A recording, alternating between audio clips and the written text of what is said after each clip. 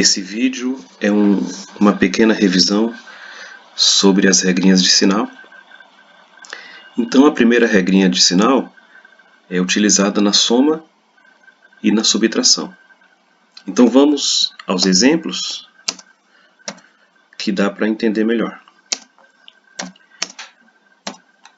Primeiro exemplo aqui, nós temos menos 8 mais 3. Menos 8 mais 3, nós temos aqui sinais diferentes. Então a gente sabe que quando os sinais são diferentes, nós subtraímos os números, 8 tira 3 dá 5, e conservamos o sinal do número maior, que no caso aqui é o 8. Então resposta correta, menos 5. Podemos pensar também como se fosse dívida e crédito. Então se eu tenho uma dívida de 8, eu recebo 3, então eu vou continuar devendo ainda. Então continuarei devendo 5. Essa é uma situação. Segunda situação, menos 7 mais 10. Eu tenho aqui também os sinais diferentes. Sinais diferentes, subtraímos os números, 10 tira 7 dá 3. E conservamos o sinal do número maior, que no caso é o 10. Então resposta correta, mais 3. Como se eu estivesse devendo 7, recebe 10, paga o 7 que estaria devendo e ainda sobra 3. Mais um exemplo aqui, menos 4,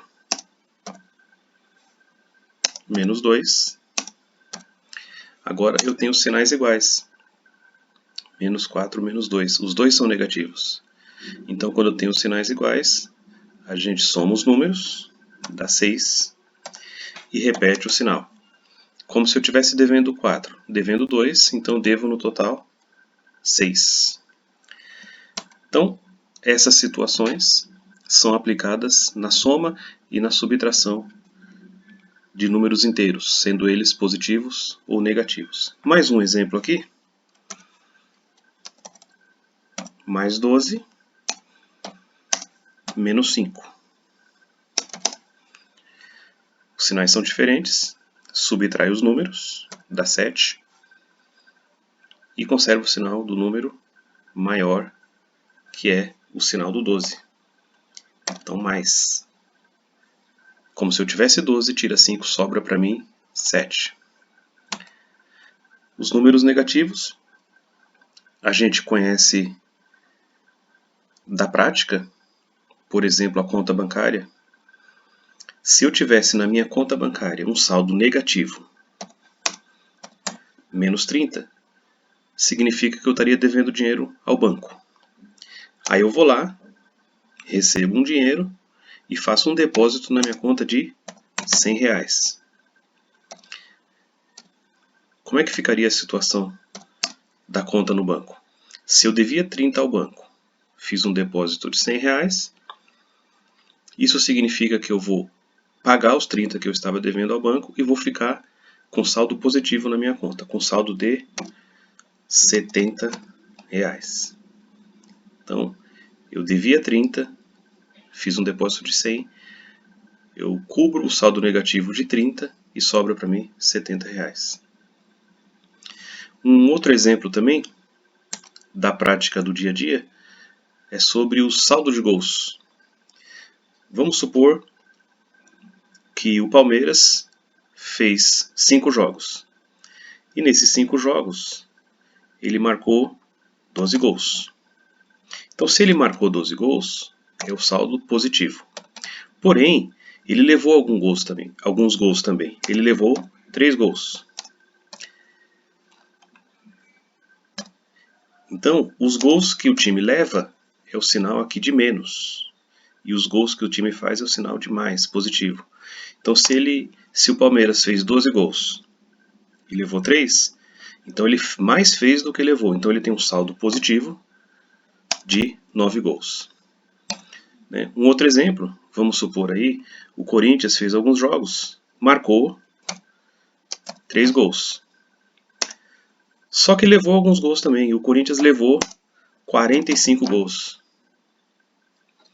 Então nessa situação aqui, esse time, ele mais levou gols, que é o negativo aqui, do que fez, que é o positivo.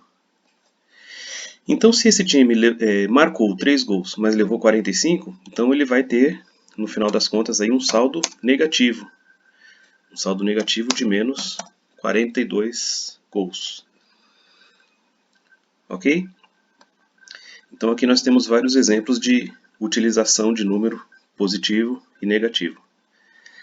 E para a gente encerrar essa revisão, o conceito de sucessor. Sucessor é aquele que vem depois. Então o sucessor de 8 é 9. É o que vem depois. Se o número for negativo, tem que tomar cuidado, porque o sucessor de menos 4 é menos 3. Às vezes a gente se engana um pouquinho nisso, porque o número que vem depois de menos 4 é o menos 2. É uma crescente, uma reta crescente. Então a gente pode imaginar como se fosse uma régua, e você tem nessa régua uma sequência numérica. Então 1, 2, 3, 4, 5. Na contagem nos negativos você teria menos 4, menos 3, menos 2, menos 1, 0, 1, 2, 3 e assim por diante. Então na contagem, os negativos, o que vem, o sucessor, que é o que vem depois do menos 2, é o menos 1. O sucessor que vem depois do menos 3 é o menos 2.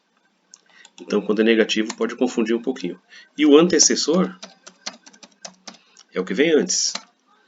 Então, quem seria o antecessor de menos 2? O que vem antes? Ó, é o menos 3. É o que vem antes. Ó a setinha aqui. Ó. O que vem antes de menos 2 é o menos 3. E o que vem depois do menos 2 é o menos 1. Então, em caso de dúvidas aí, você imagina uma reta que dá para entender melhor.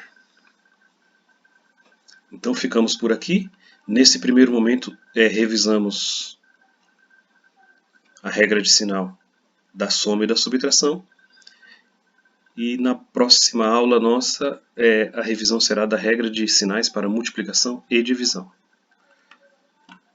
Ótimo dia a todos.